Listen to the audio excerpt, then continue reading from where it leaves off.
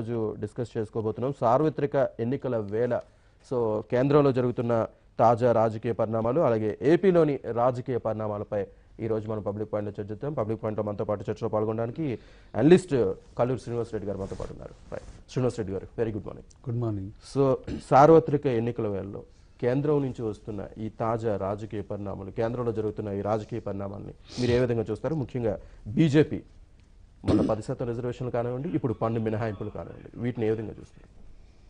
డెఫినెట్గా జిఎస్టీ విషయంలో దేశవ్యాప్తంగా ఒక సంస్కరణ అని చెప్పాలి. ఆర్థిక సంస్కరణగా నరేంద్ర మోడీ జిఎస్టీని తీసుకొచ్చిన మాట వాస్తవం. అది దేశవ్యాప్తంగా ఒకే పన్ను ఉండాలనే విధానంతో తీసుకురావడం జరిగింది. మనం ఆ దృష్టికోణంతో చూసినప్పుడు ఇట్ ఈజ్ ఇన్విటేబుల్, స్వాగతించాల్సిన విషయమే ఆ కాలంలో కూడా. కాకపోతే ఏంటంటే మిగతా చిన్న వ్యాపారస్తులు, మధ్య తరహా వ్యాపారస్తుల మీద వాళ్ళు కొంచెం ఒడిదొడుకులకు గురైనటువంటి సందర్భం కూడా ఉన్నది జిఎస్టీ అమల్లోకి వచ్చిన తర్వాత నుంచి. అంటే దాని బ్యాడ్ ఇంపాక్ట్ అనేది డే బై డే అనేక రాష్ట్రాలకు సంబంధించిన ఎన్నికల్లో కావచ్చు, ప్రతి సందర్భంలో ప్రజా తీర్పుల్లో దాని రిఫ్లెక్షన్ కనపడుతూ వచ్చింది. కాబట్టి మోడీ గారు కూడా ఆ విషయాన్ని అర్థం చేసుకుంటారని మనం అనుకోవచ్చు. ఎందుకంటే గతంలోనే ఈ 15 రోజుల క్రితం 1 మంత్ బ్యాక్ బహుశా 28% స్లాబ్ను కూడా 18% దిగించడం, 18%లో చాలా వస్తువుల్ని 12%కే పరిమితం చేయడం, మ్యాక్సిమం వస్తువులన్నీ దాదాపుగా 5%కే పరిమితం చేయడం అనేది ఆహ్వానించదగ్గ పరిణామమే. బట్ పొలిటికల్ సెన్స్ మాత్రం అక్కడ కనపడుతుంది. ఎందుకంటే జనంలో వస్తున్నటువంటి అసంతృప్తిని బీజేపీ ప్రభుత్వం గమనించిందని మనం అనుకోవాలి. వ్యాపారస్తుల్లో వస్తున్నటువంటి వ్యతిరేకత కావచ్చు, ఏదైనా కావచ్చు. కాకపోతే ఇక్కడ కొన్ని చాలా వస్తువుల విషయంలో రాష్ట్రాలు వ్యాట్ పన్ను వేయడం, కేంద్రం సెంట్రల్ ఎక్సైజ్ వేయడం అనేది గతంలో ఉండేది జిఎస్టీ కంటే ముందు.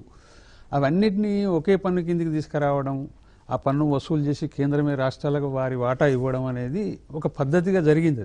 అది నిజంగా స్వాగతించాల్సిన విషయమే. అందులో ఏం అభ్యంతరం చెప్పాల్సింది ఏం లేదు. ఎందుకంటే దేశం అంతటా ఒకటే రకమైన పన్ను ఉన్నప్పుడు కేరళకు పోయి కొన్నా, మనం తెలంగాణలో కొన్నా ఒకే రకమైన పన్ను అనేది అవసరమే. అది కానీ ఇక్కడ ఏంటంటే వావి వరస లేదంటారు చూడు, ఆ రకంగా పన్నుల విధానం అనేది ఏ వస్తువు మీద ఉండాలి, ఏ వస్తువు మీద ఉండకూడదు అనే కొన్ని అభ్యంతరాలు ప్రజల నుంచి చాలా విపరీతంగా, చాలా భయంకరంగా వచ్చినాయి. అట్లనే వ్యాపారస్తులు కూడా రాష్ట్ర ప్రభుత్వానికి వేరు, కేంద్ర ప్రభుత్వానికి సెంట్రల్ ఎక్సైజ్ వేరు, ఇవన్నీ రకరకాల పనులతోటి ఇబ్బందులు పడ్డ మాత్రమే. కానీ ఏకీకృతం చేయడం మంచిదే. కానీ అసలు ఏ వస్తువు మధ్యతరగతి పేదవాళ్ళకు అవసరం, ఏ వస్తువు మీద ఎంత ఉండాలనే ఇంతకుముందు చెప్పినట్టుగా వావి వరస లేకుండా పోయింది. ఆ వావి వరస లేని పన్ను విధానం వల్ల ప్రజలు ఇబ్బంది పడ్డ మాట వాస్తవం. అట్లనే వ్యాపారస్తులు కూడా చాలా ఇబ్బందులు పడ్డారు. ఎందుకంటే వాళ్ళ వ్యాపారం కూడా కుంటుపడిపోతుంది. ఎందుకంటే ధరలు పెరిగినప్పుడు వాడి వ్యాపారం కూడా ఎక్కువ జరగదు, లాభాలు కూడా ఎక్కువ రావు. కాబట్టి అటు వ్యాపారస్తులు, ఇటు ప్రజలు ఇద్దరు కూడా కొన్ని వస్తువుల విషయంలో మాత్రం చాలా ఇబ్బందులు ఎదుర్కొన్న మాట వాస్తవం. ఎలక్ట్రానిక్ గూడ్స్ మీద ఈ మధ్యనే తగ్గించారు నాకు తెలిసి, టీవీలు వాటిపైన. అది వాస్తవమే, కానీ అది నిత్యావసర వస్తువు కాదు. నిత్యావసర వస్తువులు ఏంటంటే ఆహార పదార్థాలు, చాలా రకరకాల పదార్థాలు, కామన్ మ్యాన్ యూటిలైజ్ చేసుకునే డైలీ రొటీన్ వస్తువులు ఏవైతే ఉంటాయో వాటి మీద తగ్గించాలని, వాటి మీద పెరగడం వల్ల ఇబ్బందులు చాలామంది అనుకున్నారు. ఎందుకంటే మనం గత 2 సంవత్సరాల నుంచి మనం చూస్తున్నాము, షాపింగ్ మాల్స్కి వెళితే అసలు ఏ వస్తువు మీద ఎంత పన్ను ఉండిందో ఎవరికి తెలియదు. నిజంగానే అసలు షాపింగ్ మాల్ వాళ్ళు దోస్తున్నారా, ప్రభుత్వం దోస్తుందా అనేది ప్రజలకు అర్థం కాలే. వేలాది వస్తువుల మీద జిఎస్టీ, ఒక్కొక్క వస్తువు మీద ఒక్కొక్క రకమైన పన్ను, ఒక దానిపైన 5% ఉంటే ఒక దానిపైన 18% ఉంది, ఒక దానిపైన 28%. ఇట్లా కన్ఫ్యూజన్ ప్రజల్లో ఎక్కువ ఉండిపోయింది. కాబట్టి ఈ స్లాబ్ సిస్టమ్ అనేది ప్రజల్ని బాగా ఇబ్బంది పెట్టింది. దాని రిఫ్లెక్షన్ కూడా అనేక ప్రజా తీర్పుల్లో కూడా ప్రజలు కనపడ్డది. ఉదాహరణకు గుజరాత్ తీసుకోండి. వ్యాపారం ఎక్కువ ఉండేటువంటి రాష్ట్రం, అంటే పట్టణీకరణ ఎక్కువ ఉన్నటువంటి రాష్ట్రం గుజరాతే, వ్యాపారం జరిగే రాష్ట్రం కూడా గుజరాతే మ్యాక్సిమం.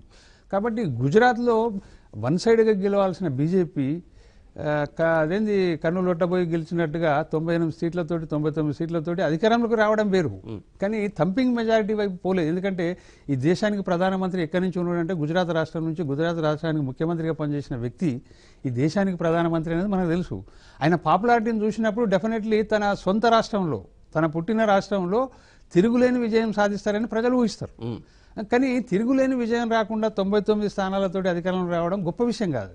అంటే పబ్లిక్ రిఫ్లెక్షన్ అనేది, పబ్లిక్ ఒపీనియన్ రిఫ్లెక్షన్ అనేది మనం గుజరాత్లో కూడా చూసినాం. అట్లనే కర్ణాటక కావచ్చు, అనేక రాష్ట్రాల్లో మనం ఇప్పుడు ఈ మధ్యన జరిగిన 3 రాష్ట్రాల్లో కూడా కావచ్చు, ఈ జిఎస్టీ ప్రభావం అనేది ప్రజల మీద చాలా విపరీతంగా నెగటివ్ ధోరణి బాగా పెరిగింది అనేది మాత్రం మనకు కనపడ్డది. సరే, దేశానికి ఒక సంస్కరణవాదిగా నరేంద్ర మోడీ మంచి నిర్ణయాలే తీసుకోవచ్చు, కానీ కామన్ మ్యాన్ సఫర్ కాకుండా తీసుకోవాలనే ఒక సోషలిస్టిక్ థింకింగ్ అనేది నరేంద్ర మోడీలో మొన్నటిదాకా లేదు, డెఫినెట్గా లేదు.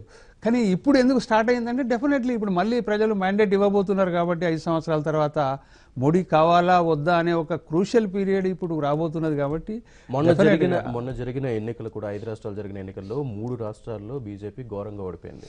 సో అందులో అగ్రవర్ణాలకు చెందిన వారు ఆగ్రహం చెందడం వల్ల ఇటువంటి పరిస్థితి వచ్చింది మోదీకి అన్నది ఒక వాదన వినిపిస్తోంది. ఆ వాదనతోటే ఇప్పుడు ఈ అగ్రవర్ణాలకు 10% రిజర్వేషన్లకు సంబంధించి కానివ్వండి, ఇప్పుడు జరుగుతున్న వ్యాపారులకు సంబంధించి ఈ వరాల మినహాయింపులు కానివ్వండి, ఇవన్నీ అందులో భాగంగానే జరుగుతున్నాయని ఒక వాదన వినిపిస్తుంది. దీనికి సంబంధించి మీరేం చెప్తారు?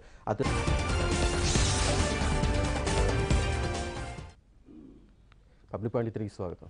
శ్రీనివాస్ రెడ్డి గారు, అగ్రవర్ణాలు వచ్చిన ఆగ్రహాన్ని మీదే ఇవన్నీ రిజల్ట్ కనిపిస్తున్నాయనేది ఒక వాదన వినిపిస్తుంది, మీరేమంటారు?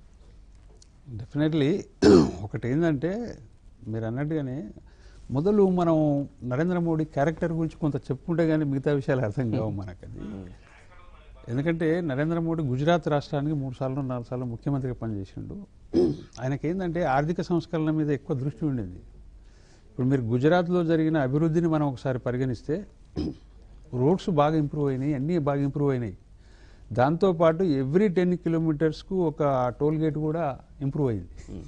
అంటే మేము 10 కిలోమీటర్లు ప్రయాణం చేస్తే అక్కడ ట్యాక్స్ కట్టాల్సిందే అనే పరిస్థితి. సరే, అభివృద్ధి జరిగింది. అంటే ఒక రిఫార్మిస్ట్గా నరేంద్ర మోడీ గుజరాత్ రాష్ట్రాన్ని బాగా ఇంప్రూవ్ చేసిండు, అందులో ఎవరికి అనుమానం లేదు. ఇన్ఫ్రాస్ట్రక్చర్ అనుకోండి, మౌలిక సదుపాయాల విషయంలో గొప్ప విజయమే. కానీ మౌలిక సదుపాయాలు కూడా పబ్లిక్ సెక్టార్లో జరిగిందా, అది ప్రైవేట్ సెక్టార్లో జరిగిందా అంటే ప్రైవేట్ సెక్టార్లోనే జరిగింది. కాబట్టి ప్రైవేట్ సెక్టార్లో జరిగినప్పుడు పన్ను చెల్లించి దాన్ని అనుభవించాలి తప్ప ఫ్రీగా అనుభవించే అవకాశాలు ఎక్కడ లేవు. అంటే దీన్ని ఏమంటామంటే మనం దేశంలోకి ప్రపంచీకరణలకు మన దేశం ఎంటర్ అయిన తర్వాత వచ్చిన ఆర్థిక సంస్కరణలో భాగంగా ఆ ఆర్థిక సంస్కరణలే అమలు చేయడమే పరిపాలకుడి లక్షణము అనేది నరేంద్ర మోడీకి ఉన్న గట్టి అభిప్రాయం. కాబట్టి రోల్ మోడల్ గుజరాత్ అని అంటే role model means globalization role model. అదే కేవలం అభివృద్ధి కేవలం గుజరాత్కే పరిమితమైంది, మిగిలిన రాష్ట్రాలకు ఎందుకు చేయలేకపోతున్నారు అనేది కూడా వినిపిస్తోంది. ఎగ్జాక్ట్లీ. సరే, ఇప్పుడు వచ్చిన తర్వాత దేశానికి ప్రధానమంత్రి అయిన తర్వాత అవే రిఫార్మ్స్ స్టార్ట్ చేసిండు అతను. ఇప్పుడు జిఎస్టీ అనండి, లేకపోతే నోట్ల రద్దును కూడా రిఫార్మ్లో ఒక భాగంగానే అతను చూసిండు. నోట్ల రద్దు కారణాలు రకరకాల ఏమున్నా కానీ అది కూడా ఒక రిఫార్మ్లో ఒక భాగంగానే అతను చూసిండు. జిఎస్టీని కూడా ఒక భాగంగానే చూసిండు. కాబట్టి ప్రతి సెక్టార్ను కూడా పీపీ విధానంలో అంటే పబ్లిక్ అండ్ ప్రాపర్టీ అదే ప్రైవేట్ సెక్టార్లో రన్ చేస్తా పోయిండు. సరే, మంచిదే అది, కానీ మంచిదే. కానీ జిఎస్టీ విషయంలో దేశంలో ఉన్న ప్రజల్ని వాళ్ళు ఏ సెక్టార్ అంటే ఏ సెక్షన్ పీపుల్కి ఏది హర్ట్ అవుతుంది, ఏది లాభం అవుతుంది అనే సెన్స్ లేకుండా చేసేసారు జిఎస్టీని. అంటే ప్రపంచ బ్యాంకు ఒక సూత్రం చెప్తుంది, ఉదాహరణకు ఐఎంఎఫ్ ఒక సూత్రం చెప్తుంది, డబ్ల్యూటీఓ ఒక సూత్రం చెప్తుంది, మీ దేశంలో పన్ను విధానం బాగలేదు, దీన్ని సరి చేసుకోండి, ఈ రకంగా చేస్తే బాగుంటుందేమో అని సజెస్ట్ చేసిన ప్రతి విషయాన్ని అందిపుచ్చుకొని అమలు చేయడమే గొప్ప విజయం అనేది నరేంద్ర మోడీ అభిప్రాయం. అందులో కొంత మంచి కూడా ఉంది, చెడు కూడా ఉంది. ఎప్పుడే కానీ ప్రపంచీకరణలో మనం చేపట్టే ప్రతి పనిని కూడా మంచిని ఆస్వాదించి చెడును విసర్జించాలి. కానీ మంచి లేదు చెడు లేదు రెండింటినీ ఆస్వాదిస్తామంటే దేశంలో ఇటువంటి సమస్యలు వస్తాయి. జిఎస్టీ ద్వారా కూడా అటువంటి సమస్యనే వచ్చింది. అందులో మంచి కూడా ఉంది, చెడు కూడా ఉంది. చెడును విసర్జించాలనే నీతిని గత 2 సంవత్సరాలుగా అతను పాటించలేదు కాబట్టి ప్రజల్లో వ్యతిరేకత వచ్చింది. కాబట్టి ఆ చెడును విసర్జించే ప్రయత్నం ఇప్పుడు చేస్తుండని నేను అనుకుంటున్నాను. అట్లా అని కూడా జిఎస్టీ వ్యవస్థను కూడా ఇప్పుడు చేసిన ఇప్పుడు చెప్తున్నటువంటి ఎగ్జామ్ట్ ఇస్తున్నటువంటి విధానాలు చూస్తుంటే ఇప్పుడు మీరు చెప్పారు కదా, అదేంది మన ఇయర్లీ 20 లక్షల వ్యాపారం ఉన్నవాడికి పన్ను ఉండే ఇప్పటిదాకా, ఆ లిమిట్ అది ఇప్పుడు దాన్ని 40 లక్షలకు చేసినట్టు. అట్లా 40 లక్షలకు చేస్తే ఎవరు పన్ను పరిధిలోకి రారు, అది కూడా నష్టమే. 20 లక్షలు చేయడము నష్టమే, 40 లక్షలు చేయడము నష్టమే, 2 నష్టాలే. కానీ అప్పుడు ఏంటంటే పొలిటికల్గా బ్లేమ్ అయినామనే భయానికి ఇప్పుడు దాన్ని 40 లక్షలకు దాన్ని క్యాప్ పెట్టేసేసారు. కాబట్టి 40 లక్షలకు పెట్టినప్పుడు చాలామంది దాని పరిధిలోకి వస్తారు, పన్ను నుంచి బయటికి వచ్చేస్తారు వ్యాపారస్తులు, వాళ్ళంతా అనుకూలంగా మారుతారు రాజకీయంగానే అభిప్రాయం డెఫినెట్లీ నరేంద్ర మోడీలో ఉండి ఉంటుంది. కానీ రిఫార్మిస్ట్గా నువ్వు అటువంటి సాహసం చేయడం, మళ్ళీ దాన్ని వెనక్కి తీసుకోవడం, ఈ 2 కూడా మంచి పరిణామాలు కావు. దాన్ని మనం మంచిదని చెప్పలేము, దీన్ని మనం మంచిది. కానీ దేశ ఆర్థిక పరిస్థితులు, దేశ వ్యాపార రంగం ఎట్లా ఉంది, కామన్ మ్యాన్ ఏ రకంగా బతుకుతున్నాడు, మధ్యతరగతి జనాలు ఏ రకంగా బతుకుతున్నారు, వీటన్నిటిని కొలమానంలో తీసుకొని జిఎస్టీని నిర్మాణం చేసి ఉంటే ఇన్ని రకాలుగా జిఎస్టీని మార్చుకోవాల్సిన అవసరం ఈరోజు వచ్చేది కాదు. సో ఇక్కడ మీరు అన్నట్టుగానే ఒకటి ఏంటంటే, ప్రజలు మ్యాండేట్ ఇవ్వబోతున్నారు కాబట్టి వాళ్ళలో ఉన్న ఆగ్రహావేశాలు కావచ్చు, వాటన్నిటిని తుడిచేసుకోవడం కూడా ఇది ఒక పరిణామం. అంటే ఇట్లా చేస్తే మనకు ఏమైనా మార్పు రావచ్చు మీరు అన్నట్టుగానే అగ్రకుల పేదలకు సంబంధించి. కానీ ఇది పెద్ద సబ్జెక్టు మన శ్రీనివాస్ గారు. ఎందుకంటే అగ్రకుల పేదల మీద చర్చ చేయడానికి గత 50-60 సంవత్సరాలుగా ఈ దేశంలో ఏ ఒక్క రాజకీయ పార్టీ కూడా సిద్ధంగా లేకుండే. కారణం ఏంటంటే మిగతా వర్గాలు ఏమనుకుంటాయో అనే ఒక భయంలో ఉండి, అంటే ఆర్థికంగా రిజర్వేషన్ వీళ్ళు తీసుకుంటారా అన్నది ఒక భయం ఒకటి. ఇంకొకటి దాని అంటే ప్రతి వాళ్ళు అంతే, అది అంటే అగ్రకులాలకు సంబంధించిన పేదలను అందరికీ అంటరాని వారుగా చూసారు రాజకీయంగా. అది బీజేపీ ఒకటనే కాదు, కాంగ్రెస్ నుంచి బీజేపీ దాకా దేశంలో ఉన్న ప్రతి ప్రాంతీయ పార్టీ కూడా అగ్రకుల పేదలను అంటరాని ప్రజలుగా చూసినటువంటి ఒక దౌర్భాగ్యమైన పరిస్థితి ఈ దేశంలో 60 సంవత్సరాలు నడిచింది. సో ఇవాళ దాన్ని ఒక లాజిక్గా ఈరోజు నరేంద్ర మోడీ పట్టుకున్నాడంటే మామూలు విషయం కాదు అది. ఎందుకంటే దాని ప్రభావం కూడా అంతే ఉండే అవకాశం ఉంటుంది. ఎందుకు ఉంటుంది అని అంటే, అగ్రకుల పేదల గురించి ఎవడు రాజకీయంగా మాట్లాడనోడు, సాహసమే చేయనోడు, భయపడేవాడు ఈరోజు ఒకడు ఈ దేశానికి ప్రధానమంత్రి అయ్యి ఈరోజు అగ్రకుల పేదలకు 10% రిజర్వేషన్ ఇస్తున్నామంటే దే ఆర్ హ్యాపీ. ఎందుకనంటే దాన్ని ఒక ఎజెండాగా తీసుకొచ్చి మాట్లాడమే గొప్ప విషయం. ఇంప్లిమెంటేషన్ సరే చట్టం అయింది, అవుతుందా, రేపు కోర్టులు ఏం చేస్తాయి, అదంతా వేరే చర్చ. సో ఇక్కడ మనం చూడాల్సింది ఏంటంటే ప్రధానంగా ఈ 10% రిజర్వేషన్ అగ్రకుల పేదలకు ఏదైతే ఇస్తున్నామని అంటున్నామో దీన్ని 2 కోణాలుగా కూడా చూస్తున్న చర్చ ఉంది దేశంలో. సామాజిక వెనుకబాట, ఆర్థిక వెనుకబాట అనేది కూడా ఒక చర్చ. దానికి సంబంధించి చర్చ కొనసాగిద్దాం. మనతో మాట్లాడడానికి కాలర్స్ కూడా ఉన్నారు. వినుకొండ నుంచి పాండురంగారావు గారు. నమస్తే సార్. నమస్తే అండి. ఇప్పుడు ప్రధానమంత్రి మోడీ గారు ఈ 5 రాష్ట్రాల్లో ఓడిపోయిన తర్వాత కొంత కళ్ళు తెరిచినట్టున్నారు. అందుకని ఈ ఎవరైతే ప్రజలు ఈయన మీద కోపం ఉండారో దాన్ని కొంత కోపాన్ని తగ్గించడాని కోసం కొన్ని స్థాయిలలో ప్రవేశపెడుతున్నాడు. ఈ ఏది ఆర్థిక నిన్న మన ప్రజలకు ఇచ్చినటువంటి దీంట్లో ఇది కానీ, లేకపోతే ఈ ఇప్పుడు ఆల్రెడీ ఆయన దెబ్బలు పెట్టాడండి ప్రజల్ని. ఇవాళ ట్రీట్మెంట్ చేస్తానికి ఆయన ఆయింట్మెంట్ చూస్తే ప్రజలందరూ గాయాలు మారడానికి ఆయన నమ్మకానే ఉంటది. ప్రజలందరూ ఆయన మీద ఎంత వ్యతిరేకత ఉన్నారంటే చెప్పలేనంత వ్యతిరేకత ఉన్నారు. ఇప్పుడు ఎందుకు ఇవాళ చూడండి, ఆ వర్మానికి ఆయన సుప్రీంకోర్టు ఆయనకి డైరెక్ట్ గా అభినందించి ముందు నిర్మించినాడు. తెల్లారటానికి ఆయన ఎంత కష్టతో ఆయన తెల్లారటానికి తీసేసాడంటే ఇతను ఏ విధంగా ప్రధానమంత్రిగా సరిపోతాడని ఎంత కష్టం ఉన్నారో, అది ముఖ్యమంత్రులు కానీ ఇతనికి వ్యతిరేకంగా ఎవరైతే చేస్తున్నారో అంత కష్ట సాధించే చేసే మనిషి రేపు భవిష్యత్తులో ప్రధానమంత్రి ఎట్లా పనికొస్తాడండి అప్పుడు. కాబట్టి ఈయన ప్రజలు నమ్మరండి. ఈయన 100 చేసినట్టయితే ప్రజల్లో హృదయాల్లో గాయపరిచారు ప్రజలు మొత్తం ఇండియాలో. ఇతని మీద మొత్తం తీవ్రమైన వ్యతిరేకత వస్తుంది. ఎన్ని చేసినా కూడా నమ్మరు. రైట్ పాండురంగారావు గారు. మరో కాలర్ ఉన్నారు, రాఘవ్ గారు, వెస్ట్ గోదావరి నుంచి. రాఘవ్ గారు మాట్లాడండి. ఇప్పుడు మోడీ గారు అంటే మనకి ఆ బిల్లు పెట్టాం ఈ బిల్లు పెట్టామని చెప్తున్నారు. ఏ బిల్లు పెట్టినానంటే, ఒకప్పుడు ఆయన ప్రధానమంత్రిగా ఉన్నప్పుడు అప్పుడు బస్తా రేట్ ఎంత ఉంది, ఇప్పుడు ఎంత ఉంది, అప్పుడు ధాన్యం ఎరువుల రేటు ఎంత ఉంది, ఇప్పుడు ఎరువుల రేటు ఎంత ఉంది, ఆయన రైతుకి ఏం మేలు చేశాడండి ఆయన? హలో, ఆయన రైతుకి మేలేం చేశాడంటే సామాన్య రైతు అందరికేమో మేలు చేస్తాం అన్నారు ఆయన. ఆయన ఉన్నప్పుడు అప్పుడు ధాన్యం రేట్ అంతా, అప్పుడు ఎరువుల రేట్ అంతా, ఇప్పుడు ఎరువుల రేట్ అంతా, ఇప్పుడు ధాన్యం రేట్ అంతా. అది ఒక్క దానికి చెప్పండి, విశ్లేషణ ఉన్నారు కదా ఎవరైనా కానీ. రైట్ రాఘవ్ గారు. మరో కాలర్ ఉన్నారు, పెడ నుంచి సోమేశ్వరరావు గారు. నమస్తే అండి. నమస్తే అండి. ఈ జిఎస్టీ విధానం కూడా మోడీ గారు 5 రాష్ట్రాలు ఓడిపోయిన తర్వాత క్రమేణా ఒక్కొక్కటి మార్పు చేసుకుంటా వస్తున్నారు సార్. జిఎస్టీ అనేది ఇది చాలా తగ్గించాలి సార్. మేము చేనేత కార్మికులు ఆక్రమించి నేత నేసే చీరికి కూడా జిఎస్టీ 5% పెట్టారండి. చేనేత పరిశ్రమ కూడా చాలా అల్లకొల్లం అయిపోతుంది. రైట్ రాఘవ్ గారు. సో ఏమంటారు శ్రీనివాస్ రెడ్డి గారు? డెఫినెట్లీ అందరికీ ఉన్న అనుమానం అది వాస్తవం కూడా. అసలు రాజకీయంగా ప్రజల నుంచి వచ్చేటువంటి వ్యతిరేకతను గమనించే ఇటువంటి పరిణామాలను చోటు చేసుకుంటున్నాయి. అంటే మోడీ ఒక రూలర్గా తను ప్రజాకర్షణ విధానాల కంటే ఆర్థిక సంస్కరణలు, లాభాలు, నష్టాలు అనే కోణంలోనే ఈ 5 సంవత్సరాలు దాదాపుగా గడిచింది. కానీ రాఘవ్ గారు అడిగింది ఒక వ్యాలిడ్ పాయింట్. ఎందుకంటే అప్పుడున్న పరిస్థితి ఏంటి రైతులది, ఇప్పుడున్న పరిస్థితి ఏంటి? రైతులు బాగుపడతారని చెప్పినారు, కానీ దానికంటే అధ్వానమైన పరిస్థితుల్లో రైతులు ఉండాల్సిన దుస్థితి ఏర్పడుతోంది అన్నది. సో దానికి ఏం చెప్తారు?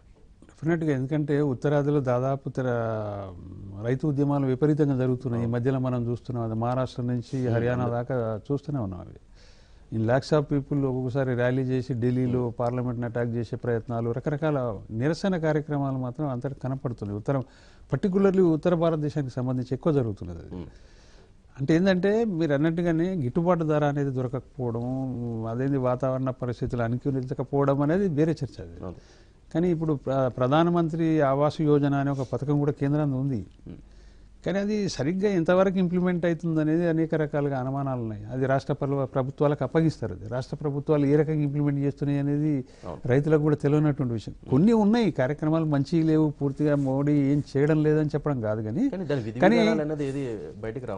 కానీ ఒకటి ఏంటంటే అతను పదే ఈ 2 సంవత్సరాల నుంచి చెప్తున్నది ఏంటంటే రైతులను 2 లాభాల బాట పట్టిస్తాం 2022 వరకు అని అంటున్నారు. అంటే మళ్ళొకసారి గెలిపిస్తే గానీ అది జరగదు అనేది స్వయంగా ప్రధానమంత్రి గారే చెప్తున్నారు.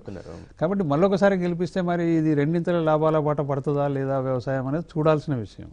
కానీ ఒకటి ఏంటంటే దేశంలో వ్యవసాయ సంక్షోభం మాత్రం కంటిన్యూస్లీ గత 30 సంవత్సరాలుగా ఉన్నదే ఇది సమస్య.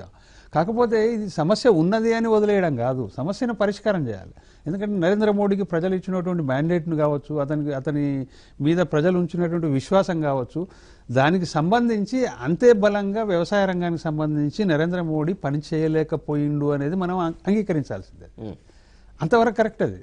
ఒకవేళ నిజంగానే నువ్వు వ్యవసాయ రంగానికి సంక్షోభం నుంచి బయటికి తీసుకొచ్చే ప్రయత్నాలు, మంచి పథకాలతో తీసుకొచ్చే ప్రయత్నం నరేంద్ర మోడీ గారు చేసి ఉంటే, రాష్ట్రాలు కనుక అడ్డుకొని ఉంటే ఎక్కడైనా ఆ విషయాన్ని కూడా నరేంద్ర మోడీ గారు ప్రజలకు చెప్పాలి. నేను ఈ పని చేసినా ఈ పని వీళ్ళు చేయలేకపోయారు అనేది, అది వేరే చర్చ. కానీ చేసిందే లేనప్పుడు రాష్ట్రాలు కూడా ఏం చేయవు. సో ఇక్కడ నరేంద్ర మోడీ గారు దేశానికి సంబంధించిన వ్యవసాయం మీద ప్రత్యేక దృష్టి పెట్టలేదనేది చర్చ దేశవ్యాప్తంగా ఉన్నది. అంటే వ్యాపార వర్గాలు, ఆర్థిక రంగం, లాభాలు, నష్టాలు, పబ్లిక్ సెక్టార్ని అమ్మడం, ప్రైవేట్ సెక్టార్ని ఇంప్రూవ్ చేయడం, మౌలిక సదుపాయాల మీద ప్రైవేట్ సెక్టార్లకి అప్పగించడం, ఈ పనులే జరిగినాయి. అంటే రిఫార్మ్స్ వచ్చిన దాదాపు 30 సంవత్సరాల నుంచి అవే పనులు జరుగుతున్నాయి. వాటినే ఇంకా కొద్దిగా మోడరేట్గా పనిచేస్తూ పోయిండు నరేంద్ర మోడీ. కానీ ప్రజలు ఏమవుతుండ్రు అనేది పెద్దగా ఆయన చూసినట్టు ఉంటే మాత్రం ఈ రోజు ఈ పరిస్థితి వచ్చేది కాదు. ఎందుకంటే మరో కాలర్ ఉన్నారు, లక్ష్మీ సౌభాగ్య గారు. హలో, లక్ష్మీ సౌభాగ్య గారు మాట్లాడండి. హలో, నమస్తే అండి. మాట్లాడండి. హలో, నమస్తే అండి. నమస్తే వారికి, విశ్లేషకులకి. ఇప్పుడు ప్రధానమంత్రి అంటే కుటుంబానికి యజమాని లాంటి ఆయనండి. చెప్పండి. ఇప్పుడు ఆయనకు వచ్చిన ఆలోచన సామాన్య ప్రజలు నిత్యావసర వస్తువులు, ఆహార పదార్థాలు వాటికి టాక్సులు పెంచితే ప్రజలకు చాలా ఇబ్బంది అండి. అది రైట్ లక్ష్మీ సౌభాగ్యం గారు. మరో కాల్ ఉన్నారు నెల్లూరు నుంచి, కాసిం గారు. కాసిం గారు మాట్లాడండి. చెప్పండి. నమస్తే అండి. మీరు పబ్లిక్ పాయింట్ మీద ప్రతిరోజు ఈ కార్యక్రమం ఏర్పాటు చేయటం చాలా ఆనందకరంగా ఉందండి. ప్రజల మనసులో ఏదో వెళ్ళగట్టుకునే దానికి. అలాగే తర్వాత ఈ విశ్లేషకులు కూడా చాలా నిష్పాక్షంగా చేస్తున్నారండి. అయితే మోడీ గారు ఏ పని చేపట్టినా కూడా ప్రజలకు అరిష్టమే గాని ఉపయోగకరం కనపడటం లేదండి. ఉదాహరణకి నోట రద్దు అన్నాడు, పెద్ద నోట రద్దు. 1000 రూపాయలు రద్దు చేసి 2000 నోటు పెట్టడం ఎంతవరకు సమంజసమో అక్కడే తెలిసిపోతుందండి మోడీ చేసింది.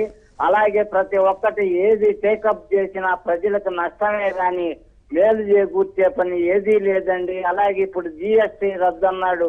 5 ఏళ్ల పాటు ప్రజల్ని, పేద వ్యాపారస్తుల్ని అల్లాడించి ఈ రకంగా చేయటం అనేది చాలా ఘోరమైన విషయం అండి. ఈ రకంగా ఆ మోడీ గారు ఏ పని చేసినా కూడా ఆ ప్రజలకు అరిష్టమే గాని మేలు ఏది జరగలేదు. అలాగే మన ఆంధ్రప్రదేశ్ ప్రత్యేక హోదా దగ్గర నుంచి ఏది ఇవ్వకపోవటం, ప్రజలను అల్లాడిచ్చి చంపటం, మోడీ గారి ఆగ్రహానికి ప్రజలు ఆగ్రహానికి గురవటం గ్యారంటీ.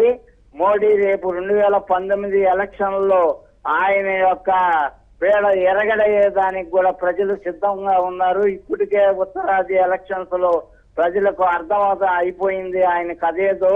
ఇది ఇప్పుడు అలోక్ వర్మను కూడా మళ్ళా సుప్రీంకోర్టును కూడా కాదని ఈ రకంగా ఆయన చర్యలు తీసుకోవటం అది ఏమాత్రం ప్రజలకు నచ్చడం లేదండి. ఇటువంటి వ్యక్తి ఇంకా ఏం చేయాలంటే ఆయన్ని విశ్రాంతిగా చేసి ఇంట్లో కూర్చొని పెట్టడమే మంచిదండి. లేకపోతే ప్రజలు అల్లాడిపోతారు. ఏ పని చేసినా కూడా ఆయన ప్రజలకు నష్టం కలిగే పని ఉంటుందండి. అది ఆయనకి శాపం అని ఎవరో చెప్పారు. ఆ శాపం వల్ల ఈ రకంగా జరుగుతా ఉంది. ఆ శాపం గల వ్యక్తిని మనం తొలగించి మన రాష్ట్రాన్ని మన దేశాన్ని కాపాడుకోవాలంటే తప్పనిసరిగా 2019 ఎలక్షన్స్ లో మోడీ గారిని దించేసి ఆయన్ని ప్రశాంతంగా ఇంట్లో కూర్చొని పెడితే ఆయన భార్య గాని తల్లి గాని హాయిగా ఉంటారండి. లేకపోతే రైట్ కాసిం గారు. కాలర్స్ ప్రశ్నలకు సమాధానాలు తెలుసుకుందాం ఒక చిన్న విరామం తర్వాత. చూస్తూనే ఉండండి ABN.